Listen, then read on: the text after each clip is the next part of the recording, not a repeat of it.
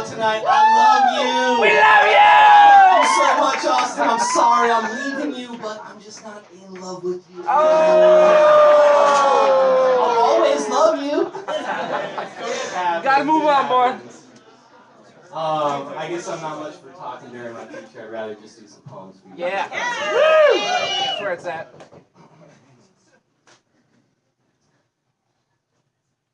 My father was a hard man to live with. And as a child, he used to make me read him poetry from a blue book with pages Bible thin. I remember following his fingers across the first few lines as my little tongue tried to lift these words up off the page.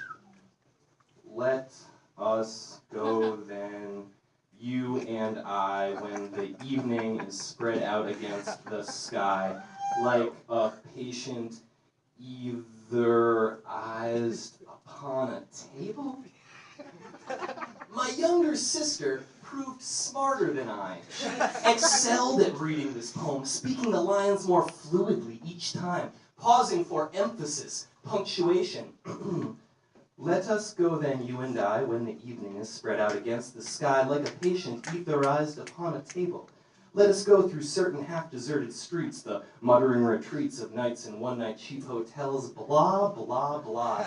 You know, I don't remember when I stopped trying, but I do remember the day my sister finished this poem. She plunged past the first few pages with no intention of stopping. And as she neared the end, I grew a little nervous, as if I was about to lose a race that we had started long ago.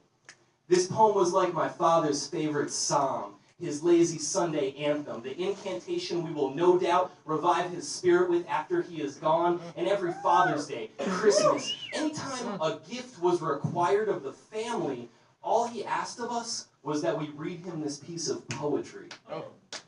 And I gave him the most lackluster performances of my life. This poem I never liked. This poem I never meant to memorize. This poem by which I can measure my young life. The lines spiral out of me like rings on a tree trunk. Diagnosed dyslexic by line 6. My parents divorced by the end of the second stanza. And by the last line, I left home. Come on. When I finally did return, the first thing my father did was get the blue book for my sister and I to read.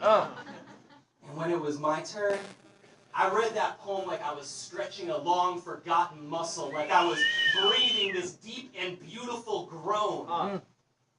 And after we had both finished, he declared that for the first time I had given a better reading than my younger sister. Yeah! I was 22 years old. Now I am 33, and I see that this was my father's gift to me. My lesson in elocution, he called it. The blue book, the first brick in the foundation of a future poet. The knowledge that life cannot be reduced to words, that these poems are not beautiful spells to win the affection of others, but prayers of redemption, so that we may forgive ourselves, so that we may know truth from lies, crap from quality, destiny from deception, so that we may move past this competition and learn to listen.